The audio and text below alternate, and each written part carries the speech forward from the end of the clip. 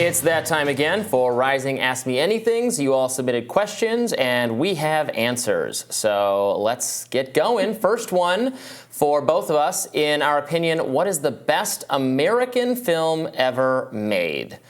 Do you have a good answer for that? Yeah, my favorite film is Steven Spielberg's The Color Purple, October 1985. I feel really great that I only had to exist on this planet for a little over a month before that film was born. I've never seen it.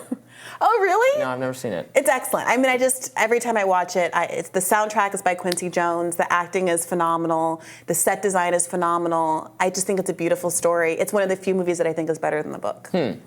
All right, I think I have three answers to this. My favorite film of all time is probably The Prestige by Christopher Nolan. Okay. I love it. I think it is a very good film. I'm not sure it's the best film ever made, or it's not. There's nothing particularly American about it. So if what is a good, representational for our country or for our heritage or something, I would go with probably No Country for Old Men, which I really, really like. I'm a big Coen Brothers fan, and I'm getting into that author whose name escapes me at the moment because I'd never read anything by him because it's a book that's turned into a movie. And I did finally read All the Pretty Horses, which is one of his first books, I think, and I really did enjoy it. Cormac McCarthy. Okay. So I'm looking forward to enjoying more Cormac McCarthy, but that's what I would say. Okay, interesting. I have to check those out. Yeah. All right, what do you have for us next? All right. What are the TV streaming series currently watching? Also, have we seen The Fall of the House of Usher? I did not see The Fall of the House of Usher. I know this guy. I know Chris Brown. He used to call into my call-in show. Oh, that's nice. Hey, Chris. This is hard for me because I watch everything, and so to the extent that you not do watch watching everything. something, I also watch a lot of stuff. I already watched it. That's why I'm not watching. A lot of our mornings on the show, particularly Monday morning before the show starts, are us catching up on what we've been watching. So what are you watching? Okay, I'm watching. I watch everything in the Marvel universe. I hear all the complaints. She-Hulk? Yeah, I watch She-Hulk. I like She-Hulk. I did like She-Hulk. Honestly, I like all of them. And now people think the MCU has gone totally astray, and I hear that. It definitely has a lot more problems, a lot of inconsistencies. I just enjoy it. I'm not going to try to sell anyone on it who's turned it off at this point, but I'm still liking it. Obviously, the post-Endgame slump is real. I'm not denying it, but I'm still enjoying most of what they put out on some level at least. So I'm watching season 2 of Loki right now, which I actually think is very good, is much better than most of the post-Endgame stuff. WandaVision was so good, and then both seasons of Loki have held up. But I'm 2 episodes behind. I was at a friend's house who has Disney. Is that where you watch Disney Plus, yeah. And I saw that there was a Baby Groot show. Is that true? Yeah, there's little Baby Groot shorts. They're 2 minutes long, and yes, I have watched them. I think they're for children, but they're cute. Okay, all right. I'm open to it, but I don't have Disney Plus, so that limits me. I have everything. I think I have everything, but maybe Showtime. I have Showtime because I have to watch Billions. I use my mom's password for all of that, but I can't. I need limits. My mom uses my password. That's the adult position I've gotten into now. No, if I had access to everything, I would never live my life. I have to have some limits somewhere. So when something expires or forget my password, sometimes I'm like, it's a blessing that I don't feel compelled to watch. I've been watching currently The Golden Bachelor. Obviously, we got to see how this wraps up this week. This is The Bachelor where they deal with a guy in his 70s. Is he really 70? Yeah, he's 70. He looks great. He does not look 70. I've seen the commercials for it. He looks like what do you call it in Harry Potter where you cast the persona? What is it called? You cast a deer. Patronus. He looks like Joe Biden's Patronus, like an idealized version of the man. I do like to watch reality TV to decompress. 90 Day Fiancé, Selling Sunset. I'm watching that right now. I was watching Foundation, but that wrapped. Loved Foundation.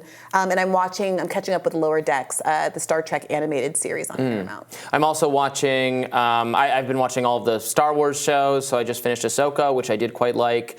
I'm watching the next season of Rick and Morty has debuted with the new, I don't know who it is, I should look that up. There's a new voice for Rick and Morty. Really? Because Justin Roiland, we talked about it, he had some legal issues, and so they fired him. So there's a new voice. The guy doing it is pretty good. You can tell it's different, but I assume I'll get used to it over time. But I'm enjoying the new season. Yeah, it's both characters, both voiced by the same guy. That's really rough. So they're doing their best, but it only shows a little bit. I guess they're not going to use AI for that. Oh, well. Well, it was funny watching people, but one of my colleagues was like, if you go back to the first couple episodes, he sounds different because he hadn't perfected the voice yet, and you would never remember that. Same with The Simpsons and a lot of those shows, I think. Yeah.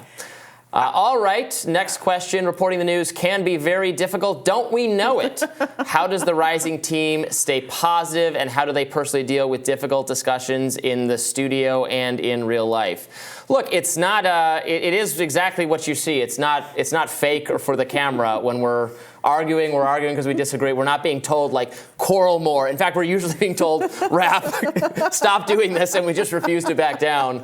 Look, it's a debate show, and I understand now that we've been doing it for a while why, frankly, there is no other show like this, because it is difficult, I think, to have arguments at great. I mean, we're in the chair for like 3 hours a day. It's a long period of time to be. Not that we're at odds, every second of it, but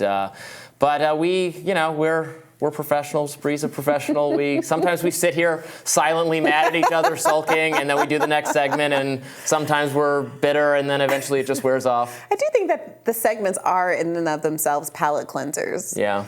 And I've said this to you before, I do think that constitutionally we're both the same. Or I don't know if it's because we're Leos or what, but we tend to let it go. We do. Like, it doesn't linger for more than the gap between a segment. That's true. I don't know, and not everybody is like that. I think it helps. I mean, I like you. I hope so. I obviously don't always like the things that come out of your mouth. We do. I know people always wonder. We do hang out outside the show. We've gotten drinks a couple times. Yeah, and for the question about outside the studio, how do you deal with arguments? I try not to have them. I don't do it. Sometimes I joke. I'm not doing it unless you're paying me. Yeah. When we're off the clock, we're off the clock. Like, if you approach me on the street and want to have a political argument, I will not engage. I mean, I'll listen to you. Yeah.